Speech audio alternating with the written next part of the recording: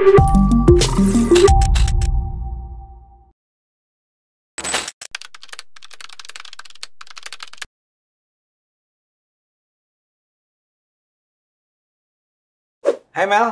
Hai Bang Ade. Jadi penonton, kali ini nih saya akan memberi kesempatan pada tamu saya, Kumail ya, untuk nanya-nanya saya. Jadi kita janjian, waktu itu dia bilang, giliran saya dong yang nanya. Jadi sekarang saya beri kesempatan buat Kumaila mau nanya saya apa. Aku pengen nerusin tuduhan warga. Bang Ade itu katanya antek liberal. Iya, mengakui.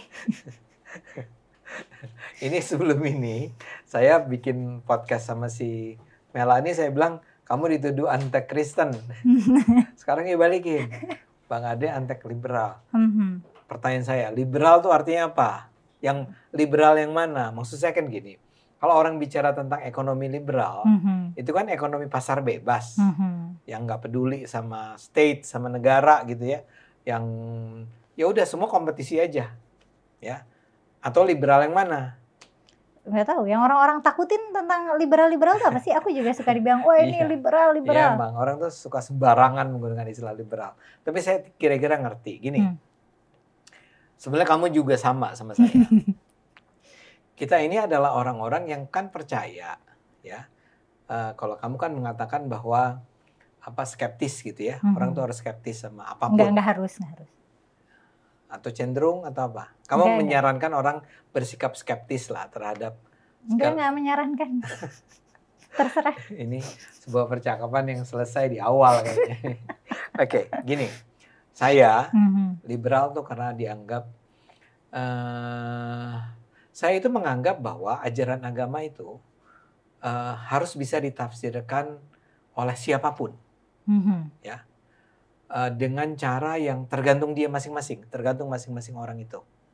Jadi tidak pernah ada sebuah ajaran yang bisa ditafsirkan secara atau tunggal, yang boleh ditafsirkan secara tunggal. Kalau bisa sih bisa aja. Misalnya kalau dikatakan bahwa tafsiran sholat harus 5 waktu itu artinya 5 waktu ya. Boleh nggak orang ngomong begitu? Ya terserah dia. Tapi sekarang pertanyaannya adalah kalau ada orang lain yang bilang bahwa enggak, dari apa yang saya ketahui nggak 5 waktu. Boleh nggak di ngomong gitu? Ya. Buat saya itu harus terbuka ruang semacam itu buat siapapun. Karena menurut Bang Ade setiap individu itu punya kebebasan berpendapat. Nah ini ada 2 hal ya, tapi kita kembali ke kebebasan berpendapat dulu deh ya. Ya, jadi gini, saya adalah orang yang di kampus itu sekolahnya ilmu komunikasi. Dan saya sangat menyukai atau sangat tertarik pada pembicaraan mengenai apa yang disebut sebagai falsafah komunikasi. Nah, di salah satu ajaran dalam falsafah komunikasi adalah kebebasan berpikir, kebebasan berbicara. Oke? Banyak para liberal thinker, pemikir-pemikir liberal yang mengatakan bahwa kita itu dalam hidup ini memperoleh akal tuh dari Tuhan. Jadi sangat religius argumen liberal itu. Kita semua itu hidup di dunia dengan dilengkapi kemampuan berpikir yang datangnya dari Tuhan. Tuhan memberikan kemampuan itu pada setiap orang. Jadi itu anugerah sebenarnya. Anugerah. It's a bless, it's a gift dari Tuhan. Nah karena itu kita tidak boleh kemudian mengkhianati itu atau membatasi itu. Maksudnya begini. Sekarang kalau kita berbeda pendapat, ya, ada nggak hak bagi salah satu di antara kita untuk mengatakan yang lebih benar secara absolut adalah saya. Dan Anda secara absolut itu lebih kurang benar dibandingkan saya. Jawabannya adalah nggak ada. Nggak boleh tuh. Nggak boleh ada pihak di tengah masyarakat, di dalam sebuah masyarakat yang diberi otoritas untuk mengatakan bahwa yang paling benar adalah A. Ya boleh aja ada negara yang mengatakan bahwa bagi kami menghisap marijuana itu salah. Karena itu dia harus dihukum. Tapi itu adalah sebuah hukum yang memang dibutuhkan dalam kehidupan bernegara. Memang harus ada rules, harus ada aturan. Tapi sebetulnya ketika orang mengatakan bahwa yang benar itu adalah tidak boleh menghisap marijuana, orang yang mengatakan itu harus sadar bahwa itu adalah kebenaran yang sementara. Yang setiap saat nanti harus bisa dikoreksi. Kalau ada orang yang kemudian datang bilang, well, I don't think gitu ya, saya nggak rasa bahwa marijuana itu perlu dilarang. Marijuana itu izinkan aja, nggak apa-apa kok. Ya. Nah, begitu ada orang mengatakan begitu, si orang yang tadi mengatakan bahwa marijuana itu harusnya dilarang, ganja maksud saya ya, ganja itu harus dilarang, dia harus melihat kemungkinan bahwa jangan-jangan yang benar tuh orang lain itu. Ngerti nggak? Iya. Oke? Jadi saya harus mendengarkan orang itu bicara dan biarkan dia berargumen, dan setelah dia berargumen, saya tetap punya kesempatan untuk mengatakan, well, saya sudah dengar pendapat Anda, tapi saya tetap menganggap bahwa ganja harusnya dilarang. Tapi peluang untuk mengungkapkan pandangan itu secara terbuka harus dijamin dalam sebuah masyarakat. Harus dijamin. Tidak pernah ada kebenaran absolut. Oke? Itu yang saya katakan sebagai kebebasan berpikir dan kebebasan berbicara. Adalah sangat bahaya, Mel. Kalau dalam sebuah masyarakat ada pendapat-pendapat yang secara absolut tidak boleh diungkapkan. Apa bahayanya? Karena kebenaran itu justru akan kita peroleh kalau kita mengizinkan orang berbicara dengan sebebas-bebasnya. Maksud saya begini. Taruhlah sesuatu yang sakral banget nih buat kita semua. Buat banyak orang, mungkin bukan termasuk kamu ya. Bahwa Tuhan itu ada. Tuhan itu nggak mungkin nggak ada. Oke? Itu diterima kan oleh banyak orang. Indonesia termasuk negara yang percaya pada Tuhan itu ada. Sekarang boleh nggak saya bilang bahwa Tuhan itu nggak ada? Dalam pandangan yang saya tadi bicarakan itu, cara berpikir liberal itu, freedom of expression and freedom of ideas itu harus boleh. Harus boleh. Meskipun itu akan membuat orang heboh. Membuat orang heboh nggak penting. Nggak apa-apa. Ya. Nah, kalau gitu hidup kita capek dong. Ya. Saya bilang Tuhan ada, terus dia bilang Tuhan itu nggak ada. Terus kita bilang, ya udah kamu boleh ngomong gitu, tapi Tuhan itu ada. Dan terus debat ya. Kalau di konten aku gini. Tuhan kan nggak ada, tapi kok ada? cara ngebukanya. Aku lupa bukanya Tuhan kan ada, tapi kok nggak ada atau sebaliknya, gitu. Ya. Tapi itu hook pembuka buat aku ngomongin konsep manusia yang bertuhan gitu. Iya, oke. Ini lagi-lagi menunjukkan siapa Amel. Apa?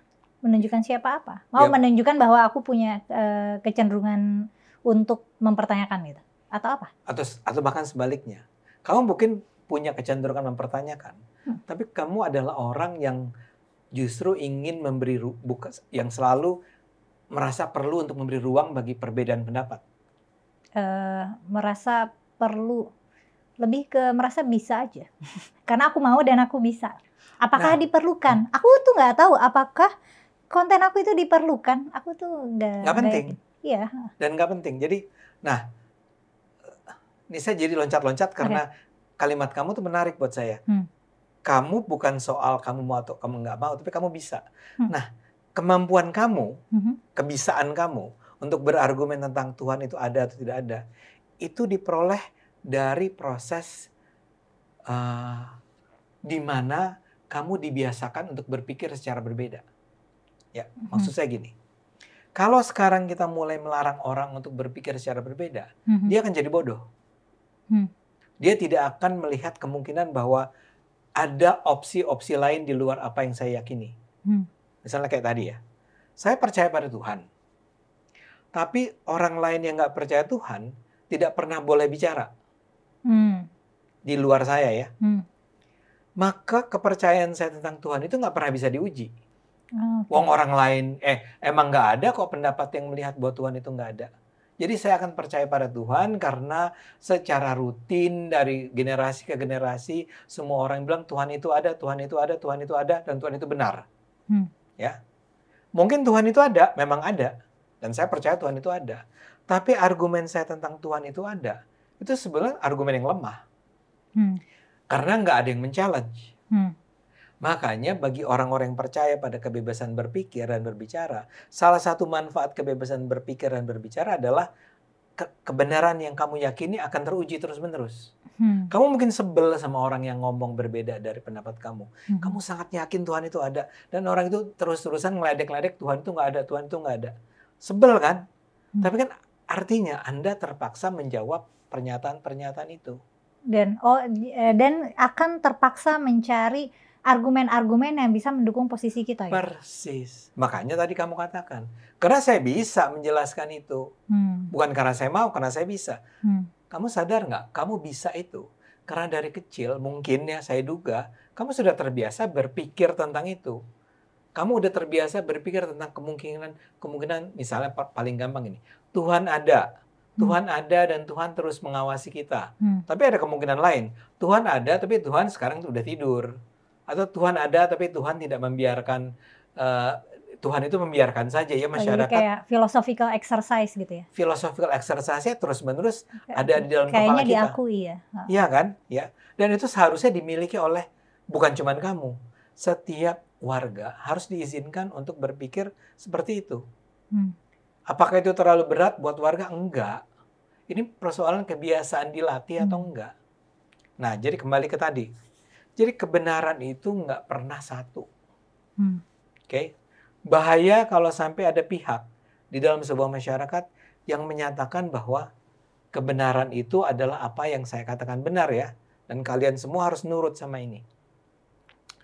Nah, kapan saya mulai belajar ini adalah ketika di kuliah saya itu. Saya belajar misalnya tentang, saya rasa saya pernah ngomong sama kamu tentang ini ya, tentang bagaimana Eropa itu berkembang menjadi sebuah peradaban. Ya, buat teman-teman barangkali bisa menonton sebenarnya acara sebelum ini, kita pernah ngobrol soal ini. Tapi saya mau bilang gini, Eropa itu jangan pernah dianggap adalah sebuah benua yang sudah sedemikian maju seperti yang kita lihat sekarang ini. Eropa itu pernah terbelakang. Eropa menjadi maju sejak era yang namanya Renaissance, pencerahan. Dan kapan dimulai pencerahan itu? Ketika orang mulai berani untuk, kalau pakai istilah kamu, skeptis. Tidak menerima kebenaran sebagai sesuatu yang ditentukan oleh para pemuka gereja di masa itu atau istana. Kalian berhak untuk berpikir secara berbeda dengan apa yang diyakini oleh para penguasa. Sebagai contoh, Galileo Galilei. Ya, dia mengatakan bahwa pusat semesta itu adalah matahari. Saya lupa abad keberapa dia mengatakan itu. Tapi itu adalah sesuatu yang bertentangan dengan apa yang diyakini, diajarkan di gereja. Diajarkan di gereja yang mengatakan bahwa pusat semesta itu adalah bumi. Bumi adalah bumi yang diam, matahari yang bergerak mengelilingi bumi. Kata Galileo enggak. Ya, kata Galileo kebalik. Matahari yang diam. Bumi itu bergerak seperti juga planet-planet yang lain. Gara-gara dia ngomong gitu, Galileo itu sampai ditahan. Sampai diperintahkan oleh gereja untuk tidak pernah boleh lagi menyebarkan ilmu pengetahuan dan dia dikucilkan, di exile, harus tinggal sendirian di rumahnya, nggak boleh punya murid, nggak boleh mengembangkan ilmu pengetahuan. Tapi kan belakangan terbukti bahwa yang benar adalah Galileo. Ketika pikiran-pikiran dia tulis, dia sebarkan dan itu berkembang di luar rumahnya, di luar Italia gitu ya. Dan kemudian di Eropa orang akhirnya belajar dan mengatakan, iya ya yang benar itu adalah bumi itu yang bergerak. Ya, mataharinya yang diam. Nah sekarang bayangkan kalau kepercayaan itu tidak pernah boleh diungkapkan oleh Galileo. Ya memang gereja berusaha memaksa. Ini gereja masa itu ya. Kalau Galileo gagal mengungkapkan itu, di tempat lain kebenaran itu akan muncul. Tapi karena Galileo sudah menuliskannya dan menyebarkannya. Kalau si ekspresi Galileo itu nggak pernah sampai ke orang lain, ya nggak pernah dibicarakan, nggak pernah didiskusikan, maka barangkali untuk berabad-abad selanjutnya perkembangan ilmu pengetahuan kita belum seperti yang sekarang kita nikmati. Ya, orang kayak Charles Darwin, Pernah dengar kan? Yang teori evolusinya, ya. Itu kan juga dilarang, dimarahi, dia diserang, dimusuhi segala macam. Tapi kemudian akhirnya masyarakat menerimanya, masyarakat intelektual ilmuwan menerimanya, dan ya memang di sana sini tentu aja ada mereka menemukan bukti yang mendukung teori yang menunjukkan bahwa memang terjadi evolusi nih kayaknya, ya, bahwa sebetulnya kita itu nggak cuma datang dari satu spesies yang sama, ini dari berbagai spesies yang mengalami evolusi dari waktu ke waktu. Nah, itu cuma 2 contoh, Galileo dan Darwin. Ada begitu banyak contoh lainnya. Dan itu semua terjadi ketika orang berhasil menjatuhkan, melabrak, ya, konsep-konsep tradisi-tradisi masa itu yang mengatakan bahwa kebenaran itu ditentukan oleh para pemuka agama dan istana. Begitu itu runtuh, dan kemudian materi-materi ilmu pengetahuan menyebar secara luas, didiskusikan, disebarkan, diuji, dicari buktinya, dan orang bikin universitas, orang bikin perguruan tinggi, bla bla bla. Disitulah kebangkitan sains itu berkembang. Jadi kembali ke tadi adalah gini. Pertama, kebenaran itu nggak tunggal. Bahkan kebenaran yang kita percaya sebagai sebuah kebenaran yang mutlak sebagaimana ditentukan oleh para pemuka ilmu pengetahuan, itu setiap saat harus terus bisa diuji, difalsify, dibuktikan salah. Dibuktikan salah. Ya, kalau nggak bisa dibuktikan salah, bagus. Tapi kalau ada orang yang ingin membuktikan bahwa gagasan kamu itu salah, itu harus diizinkan. Coba. Iya, aku tuh nggak masalah orang tidak setuju sama aku, nggak percaya sama aku atau mendebat aku. Cuman yang aku sayangkan, kebanyakan respon ke aku adalah ini, misalnya malah ngata-ngatain gitu, ngatain aku pelacur lah atau ngatain aku apa gitu. Lah kalau misalnya ngatainnya ke arah situ kan ide aku intek.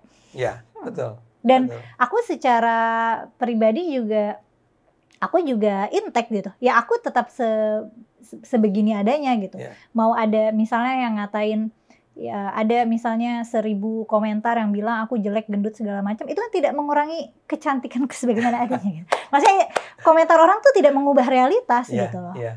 Jadi tapi kalau misalnya gagasanku atau pengetahuan yang aku sampaikan itu ingin dibantah, bisa jadi malah aku berubah pikiran karena serangannya tepat sasaran gitu. Yeah. Dan aku tuh kan, terutama waktu masih muda, aku orangnya curious gitu. Jadi aku tuh suka mencari pengetahuan dan demi ya pokoknya intinya for seeking knowledge and wisdom. Yeah. Dan kalau misalnya ada orang yang berhasil memperkaya pengetahuan dan kebijaksanaanku, aku akan senang sekali gitu. Karena kamu pada dasarnya adalah seorang, tanda petik ya, intelektual. Ya, saya itu di dunia akademik kan bertahun-tahun, baru sekarang saya mengundurkan diri kan, baru beberapa tahun gara-gara saya berpolitik kan. Tapi saya tetap mengajar di salah satu perguruan tinggi swasta, UPH, Pasca gitu ya.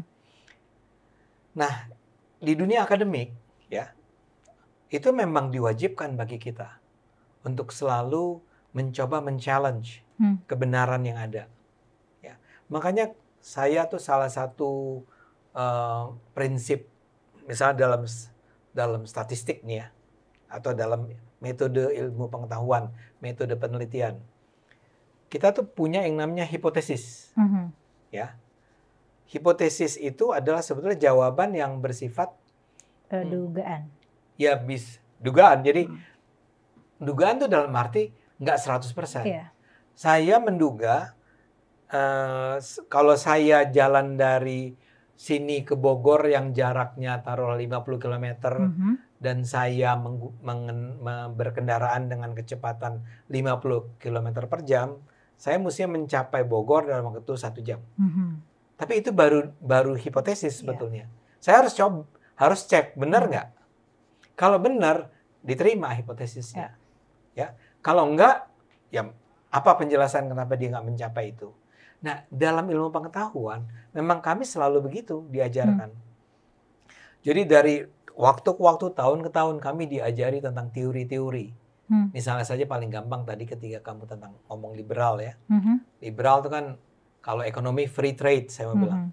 Jadi dikatakan bahwa theoretically speaking, hipotesisnya adalah bahwa kalau sebuah negara itu menjalankan prinsip pasar bebas di mana setiap perusahaan swasta diizinkan untuk bersaing sebebas-bebasnya, maka itu akan membawa kesejahteraan buat semua orang. Yeah. Diterima nggak? Benar. Oke, kita jalankan free trade. Tapi itu sebetulnya di kepala orang tuh adalah theoretically speaking, harusnya ini yang terbaik buat kita. Tapi bisa salah nggak? Ya bisa. Dan sudah terbukti di banyak tempat kan, termasuk di Indonesia ketika dulu kita berusaha menjalankan free kapitalisme yang di mana persaingan diizinkan segala macam. Ternyata sekarang menghasilkan kesenjangan ekonomi yang luar biasa. Ternyata menyebabkan kesenjangan ekonomi. Yang atas-atasnya free trade bagus. Bagi yang kalangan bawah, menengah ke bawah, semakin keinjak. Nah, ketika itulah si hipotesis itu kita katakan, kita harus ubah atau kita tinggalkan atau diberi batasan-batasan. Nah, begitu juga dengan segala hal, Mel, kalau buat saya, ya. Karena itu buat saya nggak pernah merasa terganggu kalau ada orang yang mempertanyakan agama. Saya orang yang religius, tapi kalau ada orang mempertanyakan bermanfaat nggak sih sholat, saya nggak pernah marah dan saya tidak pernah menganggap bahwa orang itu bodoh. Saya cuma ingin mengatakan bahwa ya mungkin bagimu kamu nggak ngelihat manfaatnya. Saya merasakannya dan that is okay. Ya, makanya kita barangkali harus membedakan antara memang saya juga akan termasuk menjadi orang yang marah kalau ada orang yang menghina Nabi Muhammad, menghina ya misalnya dulu ada tuh film-film apa sih istilah judulnya saya lupa, tapi digambarkan bahwa si Nabi Muhammad tuh adalah seorang seks maniak yang menyerang, dia pedofil lah, yang meniduri anak-anak kecil. Ya saya nontonnya sambil gitu ya. Tapi dalam hati saya merasa bahwa orang ini emang jahat. Orang ini ingin menghina Nabi Muhammad dan ingin memprovokasi kemarahan orang banyak. Jadi saya bisa anti dan saya termasuk orang yang percaya pada censorship to some extent perlu. Iya. Mengenai skeptisisme aku jadi pengen mengadres ini. Orang-orang yang bilang aku menyerang Islam, sebenarnya itu bagian-bagian yang misalnya Nabi menikahi Aisyah ketika umurnya masih kecil, itu juga menjadi sasaran kritisisme aku. Sehingga aku menelusuri sedemikian rupa apakah benar Aisyah sekecil itu gitu. Dan aku juga mengecek para sahabat lain apakah, kan ada yang bilang itu memang custom ya, itu memang budayanya menikahi anak kecil. Dan aku juga jadi meriksa apakah masyarakat saat itu memang menikahi anak kecil gitu. Iya. Dan kamu menemukan apa? Dan itu jadi sasaran skeptis aku juga gitu. Itu kan kayak terkesan aku membela Nabi. Meskipun sebenarnya aku bukan membela, aku cuma skeptis dan aku mencari tahu, mencari informasi. Apa iya gitu. Dan sebenarnya kalau aku boleh mengkritisi, sebenarnya juga aku meragukan Nabi itu melakukan peperangan sebanyak itu gitu. Maksudnya dalam span 10 tahun, 27, Nabi 27 kali perang, itu kan sangat banyak ya. Ini skeptisisme, aku tidak pernah ngontenin ini karena aku nggak punya dasarnya, karena kebetulan sumber-sumber primer mengkonfirmasi itu.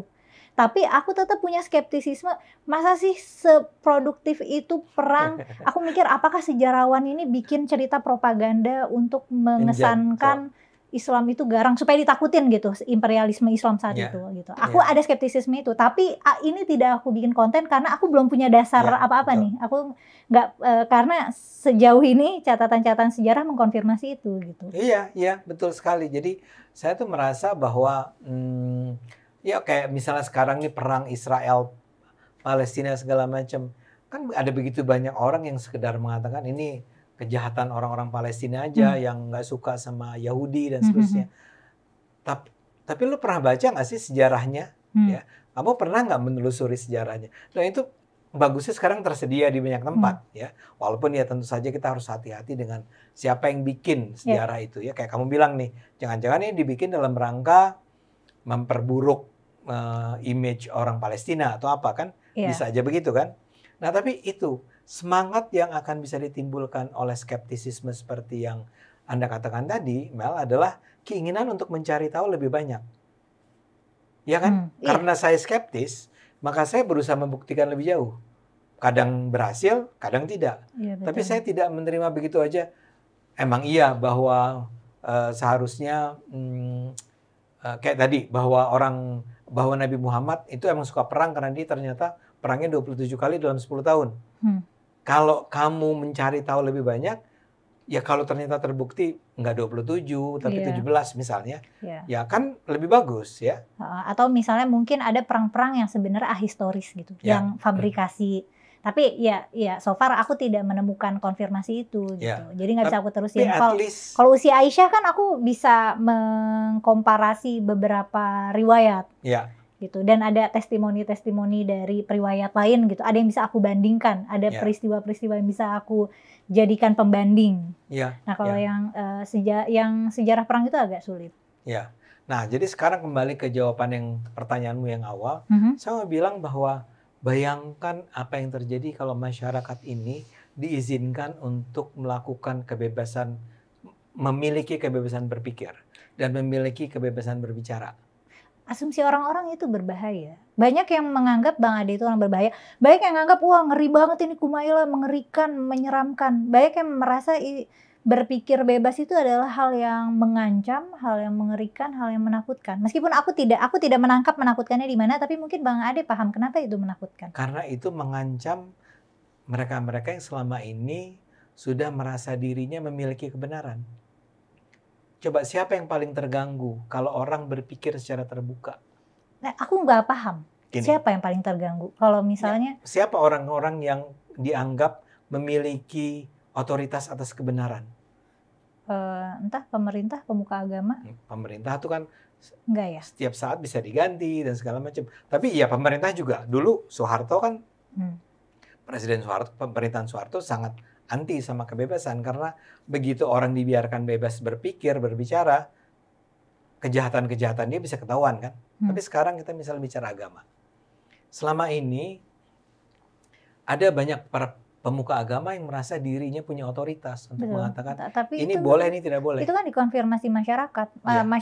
Ketika orang punya dilema, bahkan dilema kecil ya. Apakah perempuan boleh pakai parfum? Persis. Itu dia perlu mendapat konfirmasi dari Pak Ustadz yang boleh pakai parfum atau haram pakai parfum. Bahkan dilema remeh kayak gitu tuh aja harus dikonfirmasi Ustadz gitu. Tapi kan udah punya kebenaran, jadi mengkonfirmasinya bukan dengan semangat skeptis seperti yang kamu katakan. Tapi saya harus bertanya. Nah sekarang Anda bayangkan betapa jumawanya seorang pemuka agama yang merasa bahwa setiap orang punya pertanyaan dia akan nanya ke saya dan saya punya jawaban dan orang itu mengikuti apa yang saya katakan. Ini saya nggak mengatakan bahwa dia mungkin punya niat jahat nih para pemuka agama. Enggak. Itu adalah sebuah kebanggaan, sebuah otoritas yang tidak dimiliki orang lain. Nah sekarang ketika dia lagi kasih pengajian nih, gitu ya, tausiah, tiba-tiba kamu angkat tangan. Kenapa sholat 5 kali? Di Quran juga nggak dibilang 5 kali kok. Anda sebagai pemuka agama, kalau Anda pemuka agama yang berjiwa besar akan gini loh Mel, bla bla bla bla bla. Tapi kalau enggak, tiba-tiba otoritas Anda yang selama ini Anda pegang itu diganggu oleh orang-orang ini. Persis seperti cerita tentang Enlightenment di Eropa itu, yang marah sekali dengan semangat orang kayak Martin Luther, orang kayak tadi Galileo Galilei, siapa? Pemuka agama, gereja. Oke. Makanya karena aku kontenin agama, serangan-serangan yang dilakukan untuk membunuh karakter aku adalah ya pokoknya kayak murtad, misionaris Kristen, hal-hal kayak gitu. Karena orang nggak tahu gimana cara menjawab pertanyaanmu. Kamu mempertanyakan contohnya apa sih yang kita pernah bicarakan, misalnya taruhlah babi misalnya. Apakah babi memang haram? Dan kamu menjelaskan bahwa itu khinzir ya? Iya. Khinzir adalah sebuah hewan di masa itu yang sebetulnya tidak ditemukan ketika Nabi hidup, sangat mungkin babi udah nggak ada. Udah nggak ada. Sehingga kamu dari sana orang tuh bisa mempertanyakan, benar nggak sih babi ternak sekarang itu adalah khinzir yang dulu dilarang oleh Al-Quran? Bisa begitu kan? Si pemuka agama ini nggak tahu jawabannya apa. Terus dia akan ngomong apa? Siapa yang ngomong? Si Mela. Ya dia emang pelacur dia itu emang. Kan gampang selesai percakapannya. Jadi cara-cara semacam terhadap saya juga begitu. Ya kan tadi kan kamu bilang saya adalah seorang liberal bla bla bla. Saya berulang kali diadukan ke polisi, tapi polisi cukup berakal sehat untuk mengatakan ya ini mah kagak usah diaduin ke polisi, atau cuman karena Ade Armando bilang bahwa misalnya taruh lagi nih azan itu tidak suci. Azan itu kan kesepakatan. Nabi Muhammad bingung nih gimana caranya untuk ngasih tahu bahwa waktu sholat udah nyampe nih, yuk azan kan. Jadi azan itu pada dasarnya sebuah kesepakatan bersama waktu itu, yang cara manggilnya pun woi sholat woi, itu kan kesepakatan juga. So it's not suci. Jadi kalau ada orang-orang yang sekarang melakukan dengan cara berbeda, ya nggak apa-apa juga. Nah itu kan dituduh sebagai menodai agama. Kenapa dia mengatakan saya menodai agama? Karena dia tidak punya jawaban terhadap apa yang saya katakan. Waktu aku punya pertanyaan tentang babi, menurut aku kan itu pertanyaan yang seru ya.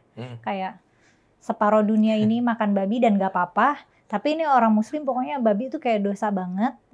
Aku ngerasa itu harmless questions. Dan ketika aku misalnya ngikutin catatan-catatannya antropolog dan arkeolog tentang peternakan babi di Timur Tengah, itu buatku fascinating gitu. Dan aku ingin sharing itu. Tapi ternyata orang marah, ngatain tuh muka lu tuh kayak babi gitu. Aku tuh nggak paham, aku nggak paham bagaimana thinking prosesnya hingga sampai pada respon yang seperti itu. Tapi tadi penjelasan Bang Ade jadi bikin aku masuk akal. Aku tuh aku beneran aku nggak ngerti, aku nggak paham. Ini soal bahwa kalau supaya nggak, orang akan mengatakan saya arogan, tapi maksudnya begini, Anda berhadapan dengan orang yang tidak berpikir atau tidak punya kemampuan untuk berpikir secara kritis, mendalam, nggak biasa. Kayak anak-anak, aku ngerasa itu kayak anak-anak. Mela ODGJ gitu. Kayak aku harus respon apa gitu, tidak ada yang bisa aku respon. ODGJ itu orang dengan gangguan jiwa. Iya benar. Jadi orang tuh bukan mengeritik kan, menghina dengan sengaja ingin menjatuhkan kamu kan. Kadang di sosial media gitu, kalau misalnya ada komentar atau di YouTube gitu ada komentar, aku jawab secara genuine sebagai jawaban. Nah kadang tuh aku ditertawakan karena Mel lu nggak lihat apa dia tuh cuma mau nyerang lu doang, bukan mencari penjelasan. Betul. Nah aku tuh sering nggak bisa bedain kadang karena aku aku projecting aja. Aku kira dia curious kayak aku, kayak, woi dari mana lu tahu kalau misalnya gini. Nanti aku bilang gini loh sayang, kalau misalnya gini, maka dari itu di tahun ini ada kebijakan begini. Panjang nih ya. Aku jelasin panjang lebar. Terus kadang suka ada yang ngetawain, ya ampun ini Kumaila ini banget dijelasin gitu. Kamu harus milih memang. Siapa yang perlu kamu jawab, siapa yang nggak perlu kamu jawab. Nah ini keterampilan yang aku ambil belakangan nih tentang, aku kan tidak merasa bahasan agama itu sensitif, aku tidak merasa bertanya itu sensitif, tapi ternyata publik merasa itu sensitif gitu. Publik pun ya itu tadi, ada orang-orang yang, makanya saya mau bilang gini, kalau kamu baca komentar di Cokro TV, itu adalah orang-orang yang memang berakal sehat. Jadi secara umum. Tapi di tempat-tempat lain ya enggak. Di audiens aku juga ya karena mereka penonton setia, aku dapat banyak dukungan positif di situ. Tapi biasanya ini kan lagi kadang suka ada teman-teman yang ngasih tahu Mela dibahas ini di sini, dibahas ini di sini. Pas aku tonton nggak ada isinya cuma kayak gosip-gosip yang ternyata Kumaila adalah ini. Depresi. Iya, tapi bagian itu benar. Aku pernah depresi dan pernah didiagnosis depresi dan aku menjalani terapi dan obat pengobatan psikiatri gitu. Tapi menurut aku itu bukan aib. Maksudnya itu tidak membunuh karakter aku, itu cuma fakta. Dan menurut aku adalah bijaksana ketika kita mengalami kondisi psikologis gitu dan butuh bantuan profesional. Itu memang kalau kamu mengalami gangguan emosi yang kamu nggak bisa identifikasi apa, ya memang bijaksana sekali datanglah ke psikolog, datanglah ke psikiater gitu. Dan makanya mungkin aku jadi ngelihat orang-orang yang ngata-ngatain aku ini depresi, mereka tuh butuh ke psikolog deh. Karena itu bukan hinaan gitu. Enggak, sebetulnya itu yang harus dikoreksi itu ustadznya. Kan makanya kita harus Mel, jangan pernah bosan ya untuk terus-menerus menyampaikan pikiran-pikiran yang mencerahkan ini. Kenapa? Karena memang perkembangan masyarakat itu akan sangat dipengaruhi oleh kehadiran orang-orang seperti kamu atau saya atau banyak orang lainnya yang terus-menerus mengajak orang untuk berpikir. Tapi Bang Ade, ketika Bang Ade bilang pikiranku mencerahkan, banyak orang yang merasa apa yang aku sampaikan tuh menyesatkan. Tentu akan ada orang yang tadi terganggu ketika otoritas dia itu terancam. Tapi ingin saya katakan, jangan pernah takut dan mundur hanya gara-gara ada orang-orang yang membenci kamu tadi, ya. Karena pikiran-pikiran kamu menurut mereka menyesatkan. Karena pada saat yang sama, pada saat kamu ngomong itu, ada yang marah dan terganggu, ada orang-orang yang menonton kayak saya, menonton kamu dan bilang, that is true. Saya setuju sama kamu. Ini padahal saya adalah orang yang sudah belajar banyak. Jadi apa yang kamu sampaikan tetap menambah wawasan saya. Sekarang bayangkan ada orang-orang biasa nih. Yang selama ini barangkali punya anggapan bahwa memang kita harus berpikir sesuai dengan apa yang dikatakan oleh para pemuka agama, dan dia kebetulan nonton kamu dan dia itu adalah orang yang cukup terbuka gitu ya, dan merasa bahwa iya juga ya gitu ya. Dan jumlah orang ini akan semakin banyak, Mel. Dan orang-orang ini bisa kita ajak untuk yuk kita berpikir terbuka, yuk kita berbicara secara terbuka. Lakukanlah ini dengan teman-temanmu di rumah-rumah kalian, di kelas-kelas kalian, di kelompok-kelompok kalian. Dan itu akan menjadi sebuah kultur baru. Kultur yang mencerahkan nantinya. So, kamu adalah bagian dari proses pencerahan bangsa ini. Yang membenci kamu akan sangat banyak. Tapi pelan-pelan yang mendukung, setuju, menyukai kamu juga menjadi lebih banyak lagi. Jadi, don't you worry. Oke. Aku agak merasa Bang Ade berlebihan. Enggak. Sama sekali enggak. Aku malah karena aku melihat kalau misalnya ada yang terang-terangan mendukung aku, dia jadinya ikut dibully. Aku malah menghimbau nggak usah terang-terangan. Maksudnya daripada kalian dikata-katain. Saya akan bilang, udah dukung terus. Kalau kamu nggak kuat dengan bulian itu, kebetulan stop. Aku baik-baik aja. Nggak dianya, orang itu. Kita jangan bilang stop dukung saya, enggak. Nggak apa-apa, bagus. Saya malah senang. Gitu. Kalau enggak, ya dong. Supaya kelihatan lebih banyak orang yang kayak misalnya di Cokro itu. Di Cokro itu ada begitu banyak orang yang setuju, keren. Mbak Mela ini adalah seorang apa. Itu kan karena Bang Adenya. Dia kalimatnya itu Mbak Mela ini. Enggak, karena mereka bias Bang Ade. Dan Bang Ade mengagumi itu. Gitu. Itu soal kerendahan hatimu aja itu. Ya kalau saya kagum sama kamu kan nggak bisa diapain kan ya. Nah jadi itu. Kita harus terus upayakan kebebasan berbicara. Kita dorong kebebasan berbicara. Kalau dalam pandangan saya nggak akan berhenti untuk mengutarakan apa yang menurut saya benar. Kalau saya ternyata ada orang yang bisa menunjukkan lu salah, saya terima kok. Saya bahkan bisa bikin sebuah video yang isinya adalah saya minta maaf, kemarin itu saya salah. Saya yakin kamu juga bisa melakukan. Aku juga ada respon yang paling bagus yang pernah aku terima selama aku bikin konten. Ada yang bikin konten titik keliru Kumaila Hakimah. Tapi kebetulan dia Kristen. Aku bikin konten tentang argumen-argumen teologis, kompilasi argumen-argumen teologis, dan aku kritik argumen itu. Terus dia kritik balik gitu. Dan aku mikir kritik-kritik dia on point banget.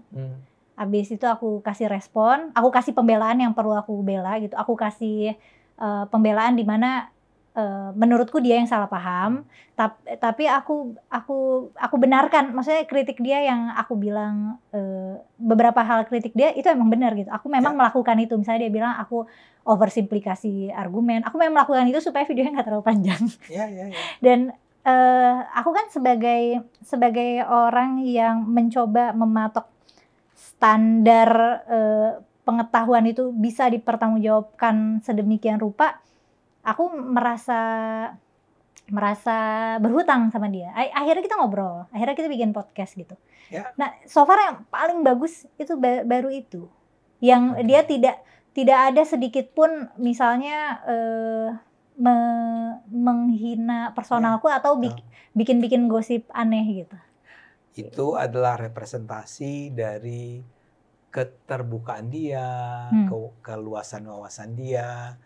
Dan dia pasti datang dari tradisi yang sangat menghargai kebebasan, kepencerahan. Itu yang makanya saya katakan kita harus fight, kita harus terus. Sorry ya penonton yang barangkali nggak suka sama kita, kalian masih akan terus dengar ucapan-ucapan kami yang barangkali kalian nggak setujui. Iya, kayaknya usaha-usaha membungkam aku itu banyak ya, kan banyak yang nyuruh aku diam, banyak yang ngancem bunuh, tapi belakangan itu ancamannya bukan bunuh, belakangan tuh pada nyuruh aku bunuh diri. Tapi kayaknya aku nggak, kalau misalnya tujuannya untuk membuat mental aku jatuh, kayaknya sulit buat bikin mental aku jatuh karena aku percaya diri aku punya keterampilan untuk menjaga kestabilan mental.